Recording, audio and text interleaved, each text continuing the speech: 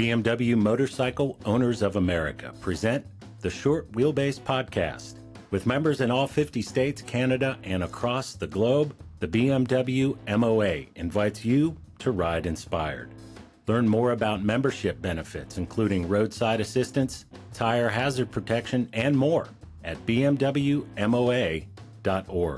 The Short Wheelbase Podcast is also brought to you by Boxer 2 Valve, supplier of quality OEM and aftermarket parts and specialty tools, and by Air Support BMW, offering premium driveline rebuilding and performance enhancements for your air-cooled BMW. All right. Hey, everyone. Welcome to the Short Wheelbase Podcast. I am here with Sean of Dispatch Moto. Welcome, Sean. How are you doing today? Good.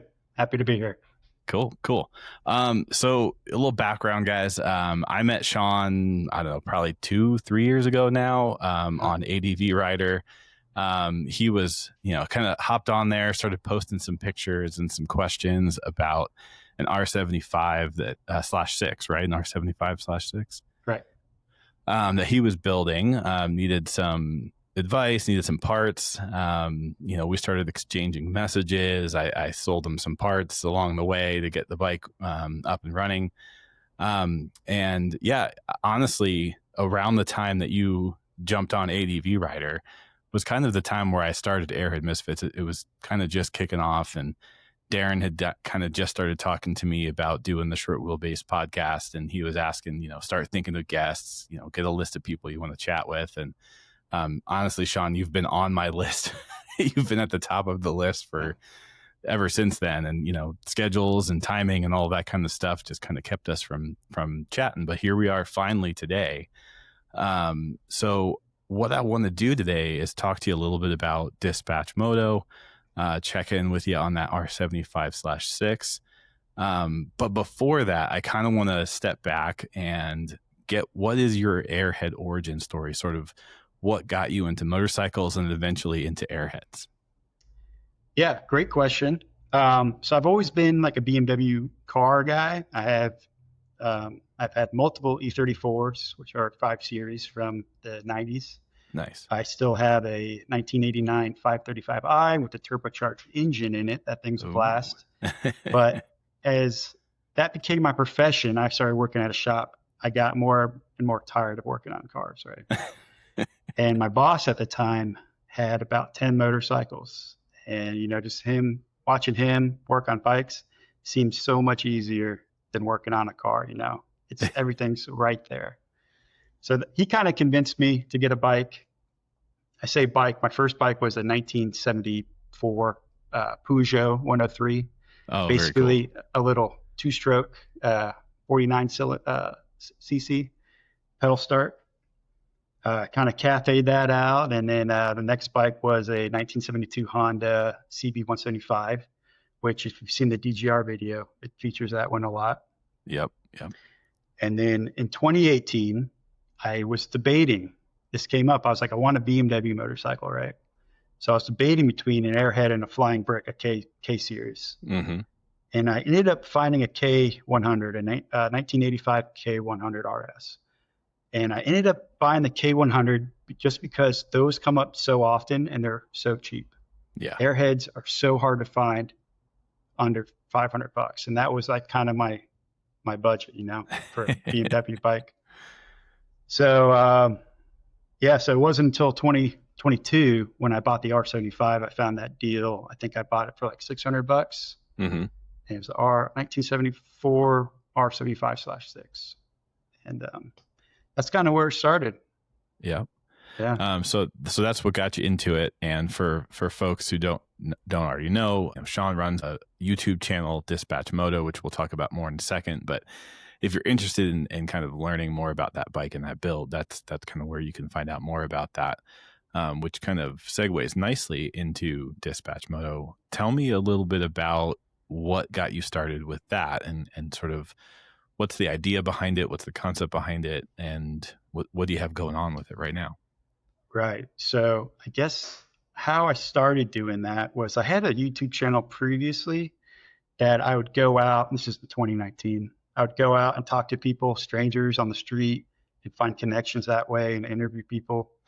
And it never really took off. And my thing with it, I think, was there was no niche, right? So I needed to combine a niche that I was already really into, which is motorcycles, and then interviewing, video production, talking to strangers. So that's where Dispatch Moto comes from. It's like the tagline I came up with is the stories behind the builds, right?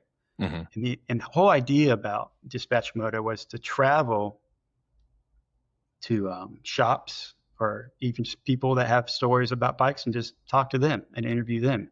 And they could tell me, their story, their personal story, kind of like what you're doing here, but not just specific to Airheads. Right. Mm-hmm. A little bit more broad, a little bit more open to anybody. Which sure. I forget the name of the shop that you've posted one of those stories or one of those videos already. And what's the name of the shop again? Sorry, it's escaping me at the moment. Moto Works, and they're up in Virginia. Right. Yeah, which is just an awesome episode or an awesome video to take a look at. What I think I told you this beforehand, but just the last couple of days, I kind of went back and rewatched all of your Dispatch Moto videos on my flight back from the East Coast. And, there's a ton of content about the R75/6, which is awesome. There's a couple other bikes in there. There's the Honda Rebel 250, which I really enjoyed, which that's not a bike I've ever owned, but super fun to see. Yeah.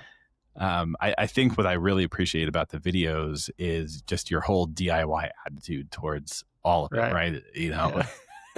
Working on I love a good deal. Tables and right. Do it as cheap as I can, but also as safe as I can. The bike needs to be safe, but also it doesn't need $500 handlebars. I can find handlebars used somewhere, Yeah. Especially nice when, the property that you're working on happens to have an extra gas tank for the bike that you need. Like with the Honda Rebel, your buddy had one hanging in the shop. That was pretty nice. That's the same guy I just mentioned, the boss, my old boss, where he has like 10 motorcycles. So. Oh, gotcha. All right. He had a Rebel at some point. Yeah. Starting to make the connection now. Cool. But yeah, super fun to see you kind of just diving in, making mistakes along the way, owning up to those mistakes, with everything, right? Like you call it out in one of the R75/6 videos that, you're not an Airhead expert and, maybe don't follow my lead here. But what I love about that is you're giving people the confidence to take these things on anyway. Yeah. Because I think what I've noticed a lot in the Airhead community is that some folks are a little bit afraid to jump in and start working on things and making mistakes, but that's not the case for you. And I'm kind of curious, like, has that always been a trait of yours? Is that something that you've always been into, or is that something newly discovered? No, I'm very much a wing it kind of guy, especially with this kind of stuff, though. Everything is on the internet. You can learn so much on the internet. I do video production now for a living, and all of my stuff, even though I went to college, I didn't go to college for video production. All of it I learned just online, YouTube, just doing it, going out and doing it. That's how you learn, I think. Nice. Love that. Which actually segues again into another point I was going to make. All of your videos are incredibly shot and edited. I mean, I lost track of how many cameras you have running on some of them because there's drones, there's stationary cameras, there's significant others in the background wielding cameras. On average, like how many cameras are you running to just work on a motorcycle? Man, it's at least two, I guess. I have a couple of GoPros. I have a Lumix G7, which is like the main camera. It's a cheap camera, but it shoots 4K, and I'll throw that up on a tripod. I have a Canon C100 Mark II that shout out to my girlfriend Chelsea, who does a lot of the background stuff. I couldn't do it without her. She's great. Nice. And then I just bought another Lumix S5. So I have too many cameras, and those are just my digital cameras. I have old vintage film stuff too. Nice. Yeah. But yeah, you can really tell when you're watching your videos, you can really tell the attention to detail when it comes to the camera work, the shots that you're setting up. You mentioned the DGR, Distinguished Gentleman's Ride video that you posted, which features, I think it's your buddy who bought the old CB 175 of yours. Yep. And Cool. I was watching it and just blown away to all of a sudden see like drone shots of like the areas that you were, riding and driving into. Just super, super cool. Awesome work there. So we've mentioned the R75. We've mentioned the Honda Rebel. There was a K-bike at some point. Yeah, before I was doing video stuff. Yeah. I have some pictures. That's it. Sad. I believe there was a 650 GS somewhere in some videos there. That was my other buddies. That was in the shed. Gotcha. I think the Yamaha, was it? Oh yeah. Yep. The Yamaha. Oh, no. And then there was the F60 X50 GS. Yeah. F650. Yeah. Yeah. I haven't even started working on that yet. Okay. I got too many bikes. I think there's a Goldwing floating around too, right? Yep. GL 1000, 1975, the first year of the Goldwing. I think that's pretty cool. That is super cool. Yeah. That one's almost done. Okay. Is that something that we can look forward to some videos coming on that one? Yep. I have a 40-minute video that I'm finishing up right now. Nice. Yeah. And then last but certainly not least, there's been an R90/6 teased. Yep. Where are we at on that one? Yeah. So the reason I ended up with the Honda Rebel was because this gentleman was selling his R90, but he also wanted to get rid of the Rebel. So it was a package deal. So I was like, I'll buy both the bikes, sure. And then in my mind, I was like, let me fix the Honda because it'll be easy. And then I'll get to the R90. So like 8 months later, I got the Rebel out of there, sold it. And I started working on this R90. And every single thing went wrong. First of all, the motor was seized. I had to get that unseized. And then I couldn't get spark working. And then I got it working. And now the compression solo won't really fire correctly. So now I'm probably going to throw new rings in it and hone it and see if I can just get it running. Because the R35 build was just supposed to be like a rat rod kind of bike, throw pieces together and make it work. The R90 has matching frame and engine, and I want to keep it as original as I can, and keep the patina. It's a really nice old red, hasn't been repainted, low miles. But that's also, I have 40 minutes already in Premiere. I'm editing, and I need to get it running first before I put a video out. Gotcha. So it's in progress. There's video to come on that one. And is that one? So obviously you flipped the Honda. Is the plan to keep the R90? Is that a U bike, or is that something that you're looking to sell? I'll probably sell that. You'll probably sell that one. Yeah, but once I start riding it, who knows? I might fall in love with it.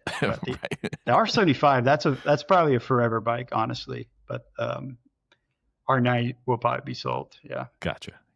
Okay, so I was just trying to get a sense of, are the bikes that you buy typically things that you're buying for yourself, or is it a mix? But it sounds like it's maybe a bit of a mix.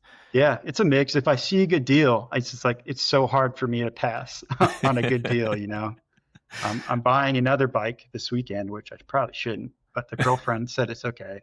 It's a listen to this deal. It's amazing. 1989 Yamaha FZR 600 for $400, and it runs and everything, and it's beautiful.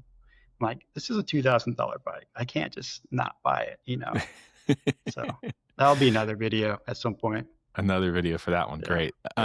Which it's funny that you mentioned another bike, because one of the things I wanted to ask about is in the early R75 videos, you're working under a carport, which I really loved. Just like you're out there in the elements doing your thing. At some point you transition into a shed. So what brought the transition into the nice air conditioned shed? Yeah, it's not really much of a story. It was just rather, that was a leased property I was renting, and then I ended up in this apartment now, which has no space to work on bikes. So the shed is my buddy Josh's. It's in his backyard. So I moved. He was really nice to let me move all my bikes to his backyard, and that way I can just wheel them in and out. Nice. But if you look at how long it took me to do the R75 build, it was like 8 months from frame to going on the Trans Florida Trail. It's like 8 months. And that was because I could walk outside and just do everything right there. Josh lives across town. So every time I need or want to go work on a motorcycle, I have to drive across town. I got to get all my parts. I got to get all the camera stuff, go film everything, fix it, and then come back and edit it. So things are taking a lot longer than I'd like them to take, but hopefully. Yep. I can relate. I can totally relate with my race car hobby. The race car used to live in my garage here where I'm sitting. And then kind of when the podcast started up, I was like, well, these have to get out of here. So race cars went to a friend's garage across town. And we have another car to build. And it's just kind of sitting there because even though there's a bunch of us that kind of own and work on these cars, it's a lot more work when you have to drive 20 minutes to get to them and load up all your tools and make sure you've got parts with you. I get it. Yeah. Cool. You actually just mentioned the Trans-Florida Adventure Rally. Talk to us a little bit about that. I'd never heard of that before. So what's that? Ooh, okay. Tricky. I don't remember who puts it on, right? But it's a free event. You can just show up. I found it through ADV Rider. So there's a forum somewhere, a sub-forum within that website. And if I remember correctly, it's from Palatka to Steenhatchee and back. One day's Palatka to Steenhatchee, and the next day's Steenhatchee back. And it's majority all dirt roads, most of it, and it's roll chart. It's a roll chart event, which is really cool. And they provide the roll charts. You just need a holder for it. But I met some great guys, and I tried to film it. I have footage, and I don't know if I'll ever be able to release like a full episode of that, just because my GoPro was having issues, and I just couldn't film what I wanted to film. But it was a really cool event, and I fell low side, high side over 10 times on that bike in the sand. It was tough. Wow. Yeah, and think about it. I'd never really ridden on the dirt before on a motorcycle, so I didn't know what I was getting myself into when I went on that thing. That was a hard track through Ocala National Forest, deep sugar sand. But I learned a lot. Yeah, I bet. I love that you kind of threw your just go for it attitude right into that rally, just like you do your builds. Yeah.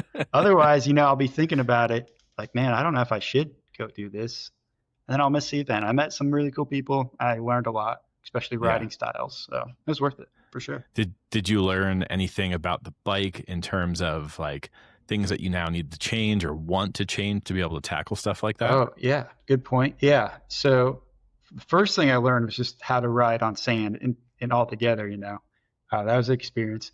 And then this is one of the last things I want to put on, but this is a, toaster tan frame brace. That's going on the R75 and risers for the handlebars. Because the way I position myself right now, standing up is too low, Yeah. But that's the only things I really found that was off. Just adjust your stance and your forks a little bit.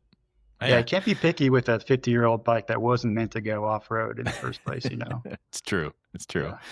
Yeah. But hey, I mean, it's awesome that that's all you could really come up with in terms of what needs to change. I mean, I'm sure there's a million things you could do, but is it really worth doing? Like you said, on a 50-year-old motorcycle, it's tough. Right. What's my perspective is I haven't ridden anything that's really like a fancy off-road bike to compare it to. So I don't know what I'm missing, but it's more fun that way, I think. For sure. So are you planning to try to do that ride again in the future? Yeah, they just did it in December or late November. And I was thinking about it, and I might go back next year and try to do the whole thing. And something I would do differently, I drove from Tallahassee, which is the Panhandle, Florida, to Palatka, which is on the east coast of Florida, the night before. And that wore me out. And I almost didn't do it at all. Waking up in a tent that morning at 5, I was like, I'm exhausted. So I might trailer the bike next year, and that will help a lot. Gotcha. I really do. Give yourself a little bit more rest and relaxation before you get on the bike. Yeah, for sure. Nice. Any other adventures you're planning for that bike or any bike in general? Not for that bike. We, Chelsea and I go on weekend trips down into the forest and dirt roads of North Florida. But a big trip we're planning with Cole, the CP 175 guy, is maybe a video comparing the two on a long road trip. So CB versus GL, because they're almost the same year, but they're extremely different bikes from a 175 to 1000 cc Goldwing. Mm-hmm. So we'd like to do like a weekend camping trip and just film everything like common thread style. If you ever watch the Revzilla stuff, something like that. That'd be cool. Yeah. That'd be really cool. Speaking of that 175 and that DGR ride, you had to drive and trailer your bike for that one, right? That was a good ways away. Yeah. And that was your first DGR, right? How was your first time out? It was good. I mean, Florida's flat, right? And Boca is very flat and very straight. So, it's what you make of it. The people were awesome, and the experience in whole was great. So I can't really complain. It was good. I wish I wish there was one closer to me in Tallahassee, but there's just not. Yeah. I mean, even though, there's tons of great riding at our doorstep here in Denver. And I've done the DGR, 4 times now. And I think only one of the times did we even like remotely get into any kind of, spirited or canyon type riding. I think it's just the nature of that kind of ride with that many people. It's a little easier to just stay in town and stay on the flat stuff, I guess. Yeah, it's a liability thing for sure. You don't know the riding experience of all these people. So I totally get it. I do. Yeah. And I think the metropolitan stuff is way cooler anyway. Just going down these main streets of these huge cities would be a blast. Yeah. The only downside, and this is my experience, at least in Denver, and again, I haven't been in a couple of years, so they may have gotten better about this, but we kept getting split up constantly. Lights would change or stop signs would get in the way. I think there was a train crossing at one point that split the group up. Yeah. But at one point we rode up to Red Rocks Amphitheater, and we all got off the bikes and had a minute there to kind of like just hang out and talk and, regroup. And somehow when I took off, I ended up as the beginning of the whole pack. And I think we had like somewhere in the range of like 200 bikes. And that's probably the coolest experience that I've had with DGR, because we were climbing up this just like mellow hill. And my wife was riding that one with me. She was on the back, and she kind of like taps me on the shoulder and tells me to look behind me. And I look back and I can just see 200 bikes following me. That's awesome. And then I had the sudden realization that I had no idea what the route was. And 200 people are following me. Yeah. But like I said, I think they've gotten a bit more organized over the years. That was probably almost 10 years ago now since that happened. Okay. But but yeah, it's kind of funny when you're riding through town and suddenly you're the lead. What bike did you ride that on? That was back when I had the R80, which was set up similar to your R75/6. I had GS bars on it. I'd taken the RT fairing off, I kind of lightly scramblered it, if you will. So it's funny that you mentioned the bar risers, because that was like one of the first things after I put the GS bars on, I realized really quickly is whenever I went off on a dirt road and tried to stand up on the pegs, I was bent over and hunched over. Right. And so I had to bring the bars up. So I get that. So what, you mentioned that the R90 is, a video is coming on the R90, a video is coming on the Goldwing, and potentially a road trip with you and the CB 175. Is there anything else on the horizon for Dispatch? We're at the end of 2025 here. What's kind of the goals for 2026? Yeah, so I got another shop video.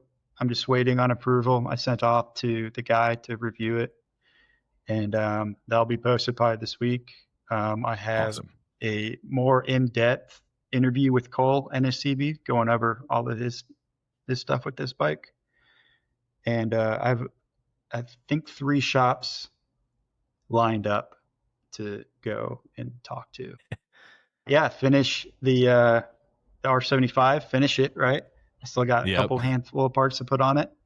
And the F650 GS needs to be finished. Hopefully no more bike projects. Well, except the one that you're buying this weekend, of course. Yeah, I know. Yeah, of course. Besides that one, hopefully no more good deals come up, because then I'll have to buy them.